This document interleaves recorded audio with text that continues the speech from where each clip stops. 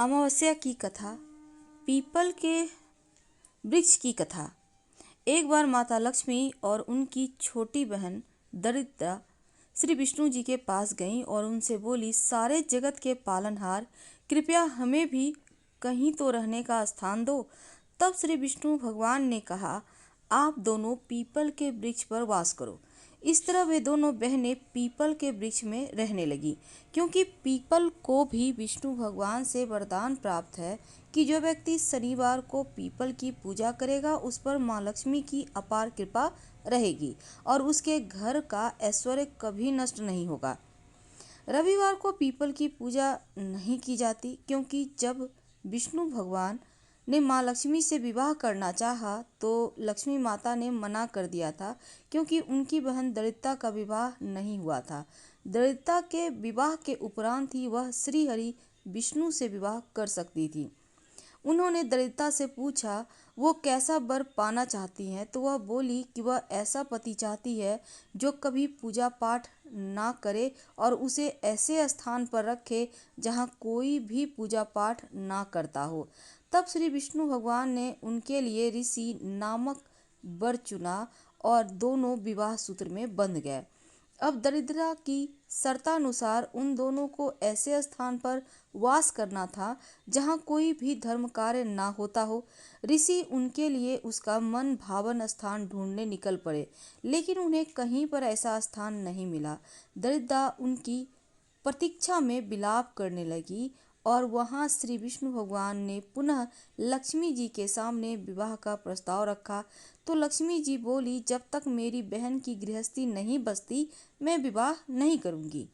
धरा पर ऐसा कोई स्थान नहीं है जहाँ कोई धर्म कार्य ना होता हो। उन्होंने अपने निवास स्थान पीपल को रविवार के लिए दरिद्रता और उसके पति को दे दिया। अतः हर रविवार पीपल के नीचे देवताओं का वास ना होकर दरिद्र का वास होता है और इस दिन पीपल की पूजा वर्जित मानी जाती है।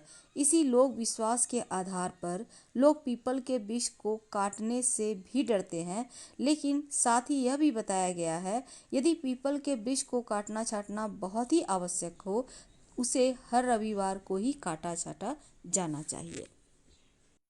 अमावस्या की दूसरी एक कथा आती है। एक साहूकार था, उसके 7 बेटे, बहू और एक बेटी थी। साहूकार के यहाँ एक जोगी भिक्षा मांगने आता था। जब साहूकार की बहुएं जोगी को भिक्षा देती तो वो ले लेता, लेकिन जब बेटी भिक्षा देती तो वो नहीं लेता। कहता कि तू अभागी है, तेरे हाथ से भिक्षा नहीं लूंगा। उसकी यह बात सुन सुनकर बेटी सूख कर काटा हो गई। एक दिन उसकी माँ ने पूछा कि बेटी, तुझे अच्छा खाने को मिलता है, अच्छा पहनने को मिलता है, फिर भी तू सूख कर काटा हो रही है। अगर तुझे कोई परेशानी है तो हमें बता। बेटी बोली, माँ, हमारे यहाँ जो जोगी भिक्षा मांगने आता है वो भाभीियों से तो भिक्षा ले लेता है, लेकिन जब मैं भिक्षा देने जाती हूँ तो कहता है तू अभागी है, तेरे हाथ से भिक्षा नहीं लूंगा। दूसरे दिन जोगी जब भिक्षा लेने आया तो साहूकारिनी बोली कि एक तो मेरी बेटी तुझे भिक्षा देती है, ऊपर से तू उसे ही अभागी कहता है। जोगी बोला कि मैं तो इसके भाग में लिखा है वही कहता हूँ। तब साहूकारनी बोली कि जब तुझे इतना पता है तो इसको दूर करने का उपाय भी पता होगा। वह बोला कि उपाय तो है पर बहुत कठिन। वह बोली कि तू बता, मैं अपनी बेटी के लिए कुछ भी करने को तैयार हूँ। तब जोगी बोला कि सात समुद्र के पार एक शोभा धोबिन रहती है, वह अमावस्या का व्रत रखती है और वो ही इसे सुहाग दे सकती है, अन्यथा जब इसकी शादी होगी तब इसके पति को फेरों में सांप डस लेगा और ये उसी रात विधवा हो जाएगी। इतना सुनना था कि वह उठी और अपने बेटों को यह बात बताई। साथ चलकर शोभा धोबन को ढूंढने के लिए कहा। सबने एक एक कर मना कर दिया तो वह अपनी बेटी को लेकर चल पड़ी शोभा धोबन को ढूंढने। चलते चलते समुद्र के किनारे तक आ पहुंची और सोचने लगी अब आगे कैसे जाएं, इतना विशाल समुद्र कैसे पार करें। वहाँ एक बड़ का पेड़ था, वहीं दोनों माँ बेटी बैठ गई। उस पेड़ के ऊपर एक हंस का जोड़ा रहता था और नीचे पेड़ की जड़ में एक सांप रहता था। जब हंस का जोड़ा दाना चुगने जाता तो सांप हंस के बच्चों को खा जाता था। हंस उसे देख नहीं पाते थे। एक दिन भी सांप हंस के बच्चों को खाने के लिए पेड़ पर एक दिन चढ़ रहा था और हंस के बच्चों की आवाज़ सुनकर माँ बेटी ने देखा कि सांप हंस के बच्चों को खाने जा रहा है। उन्होंने सांप को मार दिया और शाम को जब हंस का जोड़ा आया तो उन्होंने माँ बेटी को वहाँ बैठा पाया। सोचा कि ये ही मेरे बच्चों को मार देते हैं और जैसे ही वे उन माँ बेटी को मारने को तैयार हुए कि पेड़ पर से बच्चों की आवाज़ सुनाई दी। उन्होंने देखा कि हमारे बच्चे तो जिंदा हैं। अब बच्चों ने उन्हें सारी बात बताई कि कैसे माँ बेटी ने उनकी जान बचाई है। हंस ने उन्हें धन्यवाद दिया, उनका यहाँ आने का कारण पूछा। माँ ने सारी बात कह दी और बोली, हम यहाँ तक तो आ गए पर समझ में नहीं आ रहा आगे कैसे जाएं। तब हंस बोले कि आप हमारे ऊपर बैठ जाओ, हम आपको समुद्र पार पहुँचा देते हैं। इस तरह दोनों समुद्र पार पहुँच गई। उसने शोभा धोबन का घर ढूंढ लिया। अब वह सवेरे जल्दी उठकर शोभा धोबन के घर का सारा काम करने लगी। खाना बनाना, झाड़ू पोछा, पानी भरना, कपड़े धोना। शोभा धोबन के 7 बेटे बहू थे। उसकी बहू बहुत कामचोर थी। काम को लेकर वे आपस में बहुत झगड़ा करती। लेकिन इधर कुछ दिनों से शोभा धोबन देख रही थी कि सब बिना झगड़ा किए सारा काम कर लेती हैं। एक दिन उसने बहुओं से पूछा कि क्या बात है, आजकल तुम सब मिलकर खुशी खुशी सारा काम कर लेती और झगड़ा भी नहीं करती। इस पर उसकी सब बहुओं ने मना कर दिया कि हम तो बहुत दिनों से काम करते ही नहीं हैं। तब उसने सोचा कि जब मेरी बहुएं काम नहीं करती है तो फिर वह कौन है जो मेरे घर का काम करता है, ये तो मालूम करना होगा। दूसरे दिन वह सुबह जल्दी उठी और उसने देखा एक औरत एक लड़की घर का सारा काम करके वापस जा रही है। तो उसने उन दोनों को रोका और पूछा कि तुम कौन हो और मेरे घर का काम क्यों कर रही हो। तब साहूकारनी ने बताया कि मेरी यह लड़की है, लेकिन इसके भाग में सुहाग नहीं है और तुम अमावस्या का व्रत और पूजा करती हो। एक तुम ही हो जो मेरी बेटी को सुहाग दे सकती हो, इसीलिए हम तेरे घर का सारा काम करते हैं। इस पर शोभा धोबन ने कहा, ठीक है, तुमने इतने दिन मेरे घर का काम किया है, मैं तेरी बेटी को सुहाग जरूर दूंगी। जब तेरी बेटी की शादी तय हो जाए तो उसके पीले चावल समुद्र में डाल देना, मैं शादी में पहुंच जाऊंगी। दोनों माँ बेटी अपने घर चली आई। जब लड़की की शादी तय हुई तो माँ ने समुद्र में पीले चावल डाल दिए।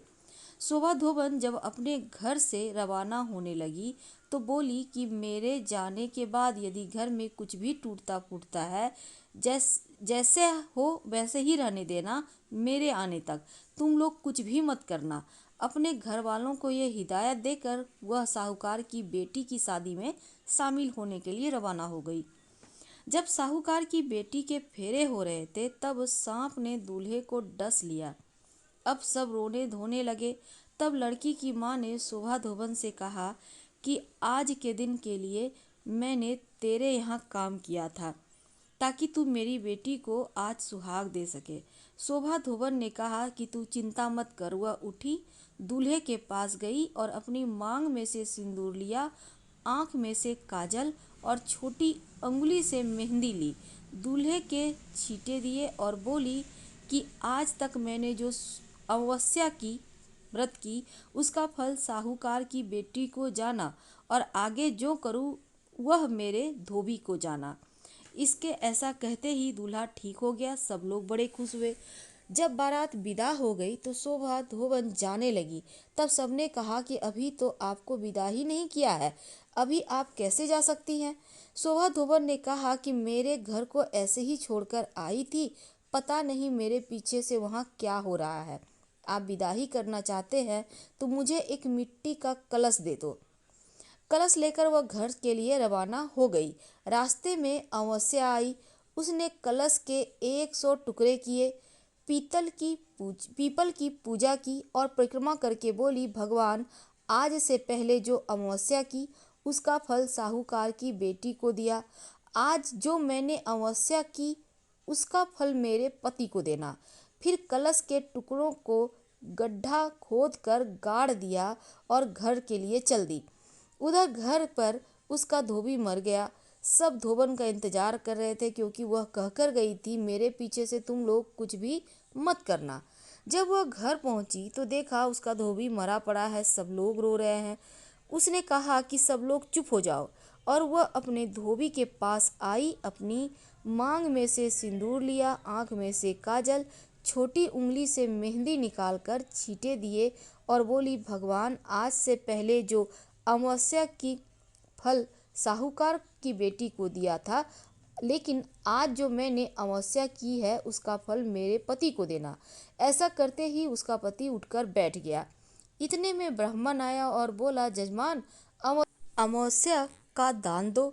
धोबन बोली कि मैंने तो पीपल के पेड़ के पास गाड़ दी, वहां से निकाल लो। ब्राह्मण ने वहां जाकर देखा तो सोने की 108 मोहरे हो गई।